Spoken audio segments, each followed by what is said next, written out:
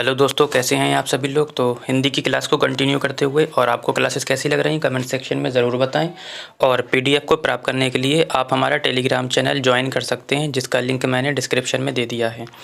तो बिना देरी से हम क्लास को शुरू करते हैं। तो आज भी हम गद्यांश और पद्यांश से शुरू करते हैं क्लास को, ठीक है, क्योंकि आपके 15 क्वेश्चन इससे आपको देखने को मिलेंगे, ठीक है। तो आप लोग तरीका सीख लीजिए, क्योंकि ये पद्यांश तो आपको नहीं मिलेगा, लेकिन आप तरीका सीख लीजिए कि कैसे करते हैं, ठीक है। मैंने इससे पिछली वाली प्रैक्टिस में भी आपको बताया था कि आप लोग पैराग्राफ पढ़ने से पहले एक बार सारे क्वेश्चन पे नज़र डाल दीजिए।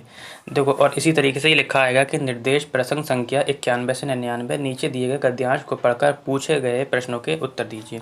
इसी तरीके से लिखा होगा कि आपको 91 से 99 तक के उत्तर देना है इस पैराग्राफ में से छटकर, ठीक है।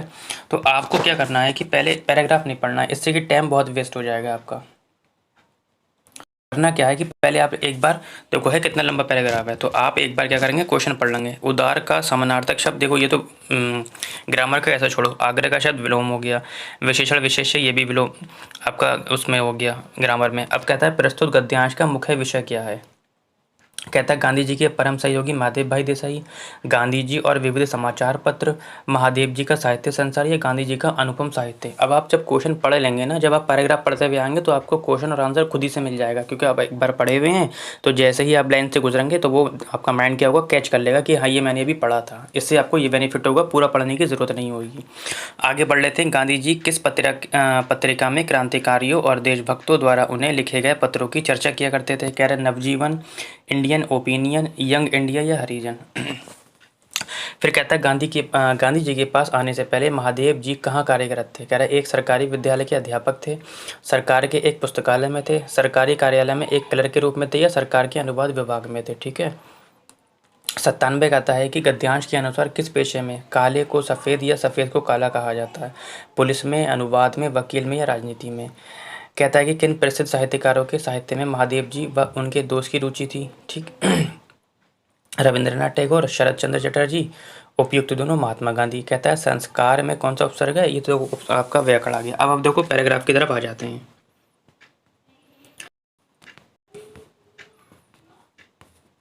ठीक है।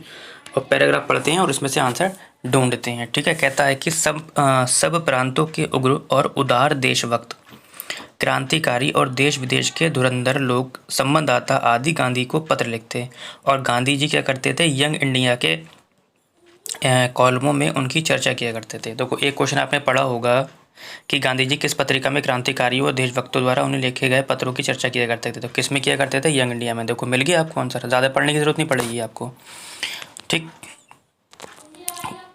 तो यंग इंडिया एक उत्तर मिल गया आपको। आगे बढ़ते हैं।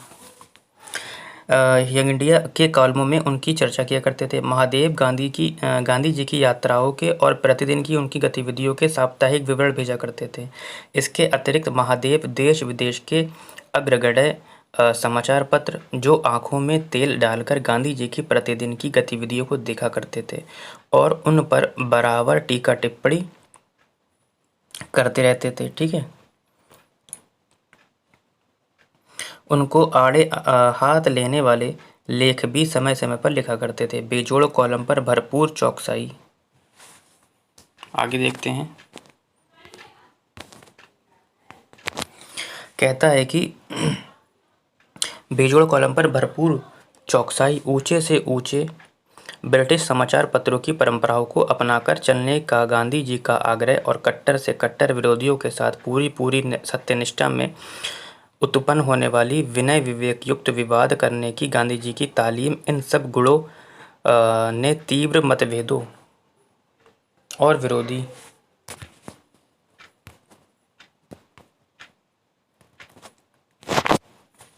ठीक है। कहता है और विरोधी कहाँ गया, हाँ, प्रचार के बीच भी देश विदेश के सारे समाचार पत्रों की दुनिया में और एंग्लो इंडियन समाचार पत्रों के बीच व्यक्तिगत रूप से एमडी को सबका लाडला बना दिया था। गांधी जी के पास आने से पहले अपनी विद्यार्थी अवस्था में महादेव ने सरकार के अनुवाद विभाग में नौकरी की थी। देखो याद आ गया होगा आप लोगों को। एक क्वेश्चन आपने पढ़ा था कि गांधी जी के पास आने से पहले महादेव जी ने कहाँ कार्यरत थे, तो सरकार के अनुवाद में, ठीक है। तो ये मिल गया एक ऑप्शन आपको। आगे बढ़ते हैं। नरहरि भाई उनके जिगरी दोस्त थे, दोनों एक साथ वकालत पढ़ते थे, दोनों ने अहमदाबाद में वकालत भी साथ साथ ही शुरू की। इस पेशे में क्या होता है कि आमतौर पर सिया को सफ़ेद और सफ़ेद को सिया करना होता है। मैंने अभी पढ़ा था क्वेश्चन, आपने भी सुना था अच्छे से कि गद्यांश में जो क्या कहा गया था कि किस पेशे में काले को सफ़ेद और सफ़ेद को काला कहा जाता है, तो वकील में कहा जाता है। ठीक है, तो एक उत्तर आपका वकील मिल गया। ठीक है, यहाँ पे सिया का मतलब काला होता है। ठीक है, तो एक उत्तर आपका यहाँ मिल गया। तो वकालत बोल रहे हैं ना, इस पेशे से आमतौर पर सिया सफ़ेद को किया जाता है, तो किस में किया जाता है, ये वकालत, यानी कि वकील वाला ऑप्शन हो जाएगा एक। तो ऑप्शन ये हो गया आपका। आगे बढ़ते हैं।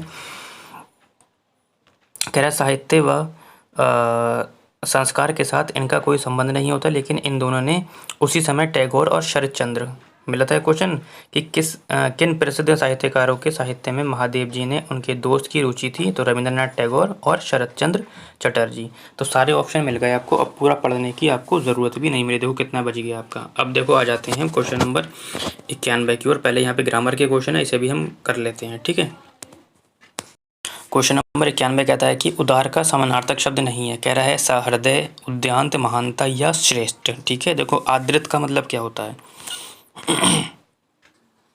सॉरी, हमें ये बताना है कि नहीं है, तो कौन सा नहीं है ये बताना है। ठीक है, तो श्रेष्ठ नहीं है, सहृदय, महानता और उदात किसका समानार्थी शब्द है, उदार का। आगे बढ़ते हैं। क्वेश्चन नंबर कहता है कि आग्रह शब्द का विलोम शब्द क्या है। दुराग्रह है, विश्वास है, आह्वान है या आहत है। ठीक है, तो आदृत का मतलब क्या होता है, आदृत का होता है अनादृत। ठीक, विश्वास का क्या होता है, अविश्वास।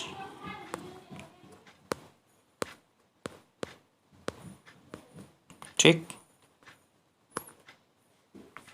है ना। आह्वान का क्या होता है, आह्वान का विसर्जन। ठीक है, यानी कि आग्रह का क्या हो जाएगा, दुराग्रह। ठीक है, आगे बढ़ते हैं क्वेश्चन नंबर 93 की ओर। क्वेश्चन नंबर 93 की ओर कहता है कि विशेषण विशेष्य का उदाहरण नहीं है। ठीक है, तो कौन सा नहीं है, देखो विशेषण विशेष्य किसे कहते हैं, वे शब्द जो संज्ञा और सर्वनाम की विशेषता बताते हैं उसे हम विशेषण बोलते हैं, और संज्ञा सर्वनाम की जो जिसकी विशेषता बताई जाती है उसे हम विशेष्य बोलते हैं। ठीक है, तो कहता है कि इसमें से कौन सा उदाहरण नहीं है। ठीक है, देखो आड़े हाथ विशेषण विशेष्य है, विरोधी प्रचार, तीव्र मतभेद, लेकिन शीर्षक नाटिका ये क्या है आपका, विशेषण विशेष्य नहीं है। ठीक है, आगे बढ़ते हैं क्वेश्चन नंबर 94 की ओर। और अब देखो कितनी जल्दी आंसर लगाएंगे। प्रस्तुत गद्यांश का मुख्य विषय क्या था, गांधी जी के परम सहयोगी महादेव भाई देसाई, क्योंकि ज़्यादातर गांधी जी के साथ महादेव का ही जिक्र किया गया है। ठीक है, आगे बढ़ते हैं क्वेश्चन नंबर 95 की ओर। कहता है गांधी जी किस पत्रिका में क्रांतिकारियों और देशभक्तों द्वारा उन्हें लिखे गए पत्रों की चर्चा किया करते थे। अभी आपने पढ़ा है यंग इंडिया। ठीक है, आगे बढ़ते हैं क्वेश्चन नंबर 96 की ओर। और कहता है कि गांधी जी के पास आने से पहले महादेव जी कहाँ कार्यरत थे। अभी अपने ऊपर पढ़ के आया, सरकार के अनुवाद में। ठीक है, आगे बढ़ते हैं। ये भी आपने भी पढ़ा था कि गद्यांश के अनुसार किस पेशे में काले को सफ़ेद और सफ़ेद को काला करना होता है, वकील को। आगे बढ़ते हैं क्वेश्चन नंबर 98 की ओर। और 98 क्वेश्चन कहता है कि किन प्रसिद्ध साहित्यकारों के साहित्य में महादेव जी व उनके दोस्त की रुचि थी। ठीक है, तो किस किस में थी, दोनों में थी, रविंद्रनाथ टैगोर और शरद चंद्र चटर्जी। ये भी आपने अभी पढ़ा था। ठीक है, आज के सेशन का लास्ट क्वेश्चन, वीडियो लंबी हो जाएगी वरना। कहता है कि संस्कार में कौन सा उपसर्ग लगा है। ठीक है, तो संस्कार में आपका कौन सा उपसर्ग लगा है ये बताना है। तो संस्कार शब्द किससे मिलकर बना है, पहले ये देख लेते हैं।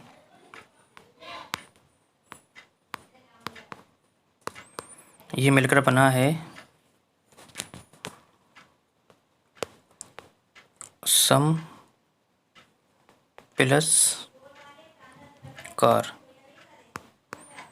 ठीक, तो अतः संस्कार शब्द में कौन सा उपसर्ग हो जाएगा, सम उपसर्ग हो जाएगा, यानी कि इसमें कौन सी संधि है आपकी, विसर्ग संधि है। ठीक है, तो आज के लिए इतना ही। अच्छा, और उपसर्ग कहते किसे हैं ये भी समझ लीजिए। उपसर्ग वे शब्दांश होते हैं जो किसी शब्द के आगे जुड़कर उसके अर्थ में क्या कर देते हैं, परिवर्तन कर देते हैं। ठीक है, तो आज के लिए इतना ही।